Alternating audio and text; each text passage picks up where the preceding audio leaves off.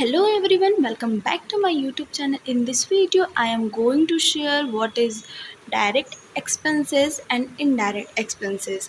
आप सभी स्टूडेंट का कमेंट आ रहा था कि डायरेक्ट एक्सपेंसेस क्या क्या होते हैं एंड इनडायरेक्ट एक्सपेंसेस क्या क्या होते हैं। सो इस वीडियो में मैं उसी पे डिस्कस करने वाली हूँ। आई होप आपके लिए ये वीडियो बहुत ज़्यादा इन्फॉर्मेटिव होने वाला है। So without further delay let get start.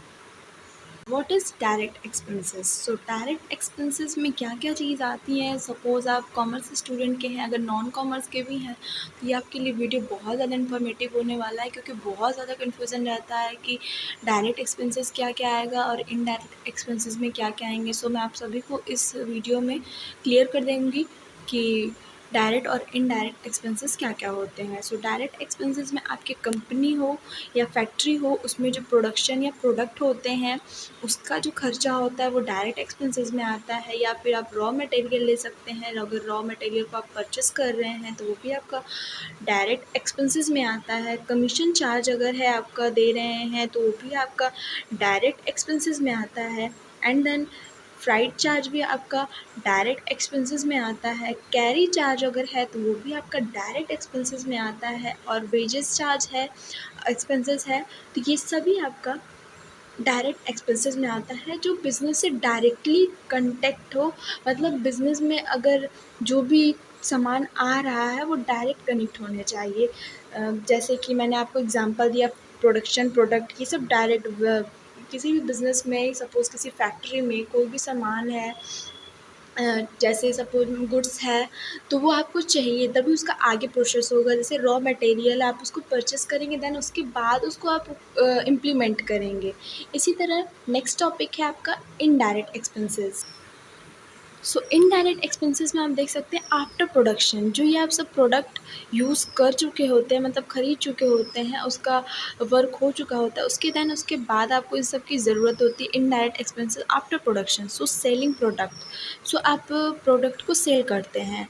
Then अगर आप एडवर्टाइजमेंट करते हैं तो वो भी आपका इनडायरेक्ट में आएगा। सोशल मीडिया पे आप अपलोड करना, कि जो भी आप पेमेंट करवा रहे हैं, एडवर्टाइजमेंट करा रहे हैं अपने बिज़नेस का, अपने प्रोडक्ट का, तो हमारा इनडायरेक्ट एक्सपेंसेस आएगा कि आप एडवर्टाइजमेंट करा रहे हैं कि लोग ज़्यादा से ज़्यादा हमारे प्रोडक्ट को जाने, खरीदें एंड ऑल।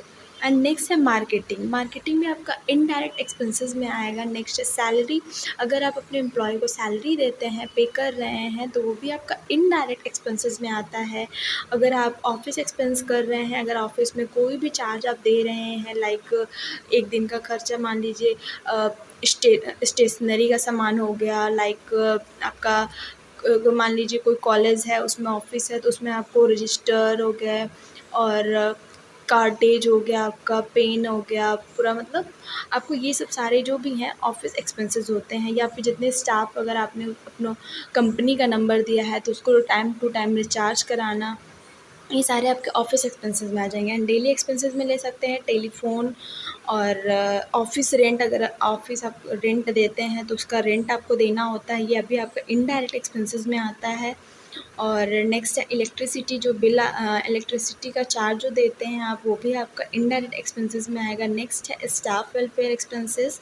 अगर कोई आपके ऑब्वियसली आपके कंपनी में, आपके इंडस्ट्री में जितने भी एम्प्लॉय होते हैं, स्टाफ होते हैं, जो भी वर्क करते हैं, अगर उनका कोई है, अगर सपोज आपने कोई काम एक्स्ट्रा करवाया अपने स्टाफ से, तो वो लोग थोड़ा टाइम आपको एक्स्ट्रा देंगे तो उनको, उनके लिए नाश्ता पानी या फिर उनका जो चार्ज होता है आने जाने का, जिसको ट्रैवलिंग एक्सपेंसेस भी बोल सकते हैं, तो यही रहता है आपका direct and indirect expenses. So I hope आपको क्लियर हो गया होगा पूरा डायरेक्ट एंड इनडायरेक्ट एक्सपेंसेस।